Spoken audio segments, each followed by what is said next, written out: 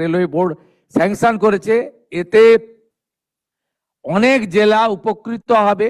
আমাদের করিমপুর, জলঙ্গি, আমাদের তেহট্ট, নদিয়া, মুর্শিদাবাদের ওই জোন রেল মানচিত্রের বাইরে আছে। সব জায়গা কাভার করে রেলওয়ে বোর্ড এই প্রজেক্টগুলো অ্যাপ্রুভ করেছিল।